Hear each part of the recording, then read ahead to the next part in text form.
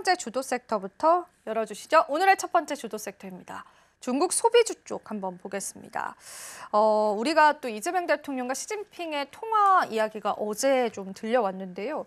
달라질 관계에 따른 수혜처들 짚어보면 좋겠습니다. 이쪽 섹터 관심 있게 바라보신 이유가 있으셨을까요? 일단 중국 소비주라고 표현하기 좀 그럴 것 같고요. 그러니까 친중 관련주라고 표현을 해야 될 것 같아요. 왜냐하면 소비는 중국이 지금 내수가 굉장히 많이 안 좋기 때문에 소비 관련주가 좋을 거라는 생각까지는 들진 않거든요. 네. 그래서 친중 관련주라고 제가 좀 이렇게 표현을 해드리고 싶습니다.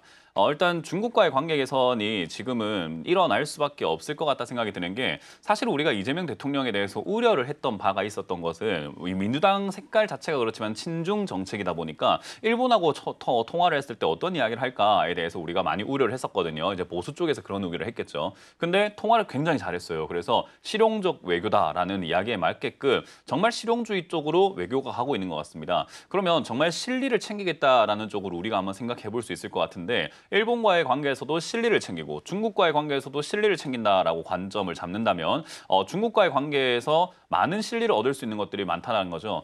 일단 첫 번째로는 역시나 한알령 해제에 대한 기대감들이 생길 수 있을 것 같습니다. 지금 한알령 한 지가 벌써 8년이 지나가고 있거든요. 그렇기 때문에 8년 동안 지금 한알령인데 한알령이라는 말은 한국 컨텐츠부터 해가지고 한국 화장품부터 제품들 뭐 모든 거 게임 같은 것도 전부 다 개방하지 마라 저기 거 사지 마 하는 형태로 한국을 제한한 형태의 이제 정책이잖아요. 사실 이제 좀 안 좋죠. 우리 입장에서는 팔 수 있던 것들이 좀 안 팔리다 보니까 굉장히 안 좋은 시장 하나를 뺏긴 기분이었는데 이번에 친중 정책이 조금 발생이 됨에 따라서 될 기대감들이 좀 생김에 따라 가지고 그런 것들이 좀 해소가 된다면 사실 실제로 그게 해소가 되든 또는 실제로 해소가 안 되든 그리고 해소가 되어서 실제로 뭐 매출에 영향을 주든 안 주든 그거랑 상관없이 기대감이 형성될 수 있다는 것을 우리가 포인트 잡으시면 될 것 같습니다. 그러면 친중 기대감이 벌써부터 이야기가 나오게 되면서 사실 우리나라에 상장되어 있는 중국 관련주, 뭐 이스트 아시아 홀딩스라든가 중국 관련주들이 벌써부터 이렇게 막 급등이 나오고 있는데 중국 관련주라고 엮여 있는 중국 지분이 들어가 있는 그런 기업들은 사실상 투자 가치가 없다라고 저는 생각을 하거든요.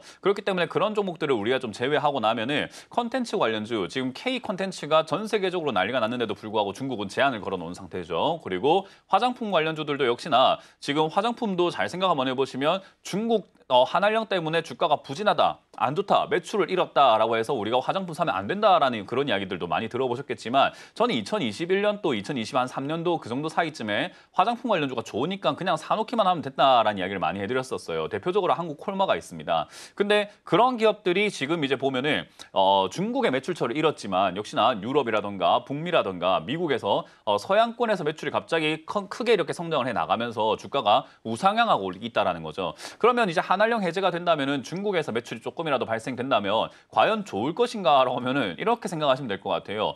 부모님한테 용돈을 받고 있다가 부모님이 용돈을 끊어버렸어요. 그래서 제가 일을 해야 되겠다 해서 일자리를 찾아가지고 열심히 일을 해서 돈을 벌고 있습니다. 그런데 부모님이 갑자기 이럽니다. 야, 이제 너한테 용돈 다시 줄게라고 하면 안 좋습니까? 그게 왜 안 좋은 겁니까? 중국의 시장이 다시 열린다는 건데요. 물론 소비가 완전히 침체가 되었기 때문에 어느 정도의 매출에 기여를 하게 될 시장인지는 정확하게 우리가 짚어볼 수는 없으나 어찌됐든 플러스 알파, 보너스 개념으로 생각한다면 역시나 화장품 관련주들은 역시 수혜감을 받을 수밖에 없다는 거고요. 우리나라 게임들이 굉장히 전 세계에서 잘 팔리고 있고 인기가 많다는 거 다들 알고 계실 텐데 물론 주식하시는 분들 중에서 게임에 대해서 긍정적으로 보시는 분들은 잘 없지만 저는 게이머, 거의 게임에 환장한다라고도 여러 번 말씀드리지만은 게임을 좋아하거든요.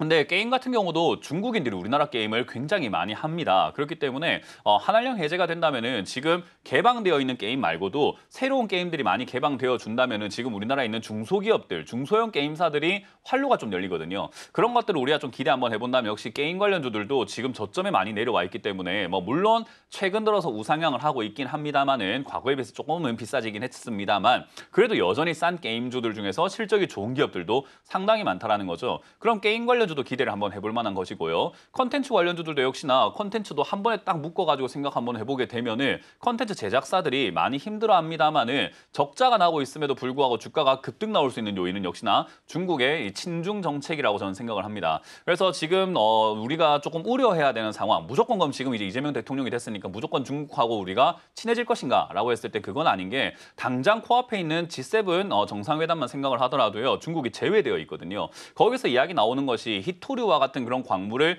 중국의 의존도를 줄이자라는 것을 논의할 가능성이 높단 말이죠. 거기에 대한 합의문을 쓸 거예요. 거기에 우리나라가 특별 초청이 되어가지고 G7에 이제 합의하는 쪽으로 들어가게 되었는데 과연 거기서 우리나라 포지션을 어떻게 잡느냐 그리고 그 상황 속에서 중국이 야, 너 나랑 좀 친해지는 줄 알았더니 G7 가가지고 또 내 뒤통수 때리더라 라는 형태의 이야기를 하면서 약간 안 좋아진다면은 사실 주가가 빠질 수는 있겠습니다만은 오히려 그거는 기회죠. 매수할 수 있는 기회라고 생각합니다. 왜냐하면 실용주의 외교라고 한다면은 그런 기류 안에서도 잘 해결해 나가지 않을까라고 생각이 든다는 거죠. 미국과 일본 다음 바로 시진핑 주석과 통화를 했다라는 것은 그만큼 중요한 시장이다, 중요한 국가다라고 인식을 했던 것이 우리나라 지금 대통령의 입장이라고 우리가 대충 간접적으로 예상을 해볼 수 있는 것만큼 저는 그런 부분들이 나오게 된다면은 매수의 기회라고 생각을 하고요. 여전히 싸다라고 생각이 드는 기업들은 역시나 주가 조정이 없더라도 지금 매수하셔도 사실은 나쁘지 않은 형태, 가져가 볼 만한 형태가 아닐까라고 조언을 드리고 싶네요. 그러니까 우리가 중국 소비주 전체를 보기에는 사실 이제 소비 관련주들이 최근에 이제 일부 악재 때문에 주가의 흐름이 좋지 않기 때문에요. 오히려 이제 친중 관련주들 그런 관련한 섹터들 바라보면 좋겠다라는 의견들 함께 해주셨습니다. 다양한 섹터가 지금 거론이 됐습니다. 게임과 컨텐츠 쪽도 거론이 됐고 사실 어제 시장에서는 엔터주들이 많이 크게 움직였잖아요, 전문가님. 엔터주만 딱 떼어놓고 봤을 때는 전망을 어떻게 보시는지 여쭤볼 수 있을까요?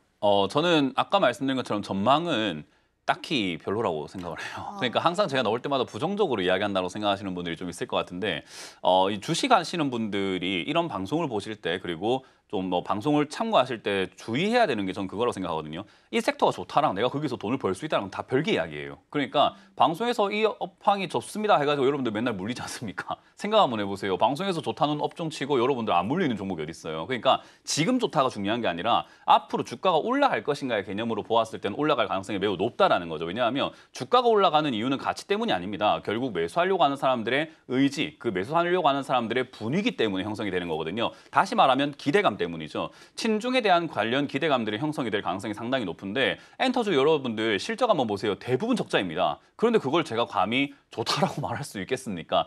기업은 별로 안 좋죠. 하지만 엔터주들도 테마주, 재료가 충만하다는 것을 감안해 볼 때 올라갈 가능성이 높다라는 거고요. 한국 컨텐츠들이 지금 위상이 한때 좋았지만 지금 약간 좀 주춤해요. 최근에 뭐 넷플릭스에서 뭐 나오고 있는 광장, 광장이라는 드라마가 여러분들도 보셨는지 모르겠지만 한 4화 보다가 재미가 없어서 저는 좀 지루하다 싶어서 꺼버렸거든요. 그런 형태로 예전처럼 이제 와 이거 진짜 대박이다 할 만한 정도의 컨텐츠가 나오고 있지는 않습니다. 그리고 콘텐츠 제작사 입장에서도 제작하는데 돈이 너무 많이 들어가고 그리고 지원이 생각보다 많이 나올 줄 알았는데 그게 안 되다 보니까 콘텐츠 제작사들이 오히려 힘들어요. 근데 그중에서 이제 CJ ENM 같은 경우는 거대한 제작사이고 거대한 그 규모의 또 자금력이 있다 보니까 실적이 그런 대로 괜찮거든요. 그래서 사실 여러분들이 이제 뭐 콘텐츠 관련주를 투자하시겠다라고 한다면은 옥석을 잘 가리셔야 돼요. 이런 CJ ENM과 같은 거대 기업, 강력하고 큰 기업들을 잡아놓고 기다리시던가 아니면 중소형주 관련주를 잡으시려면 전망 같은 걸 궁금해하시거나 전망이 어떨 거라는 것을 단정 짓는 것보다는 주가의 위치, 정말 이 가격에 샀을 때 내가 돈을 벌 수 있을까에 대한 어떤 기대감을 가져야 되는데 컨텐츠 관련주들은 대부분 다 지금 가격 라인대가 낮은 편입니다. 그렇기 때문에 가격이 싸고 그리고 재료,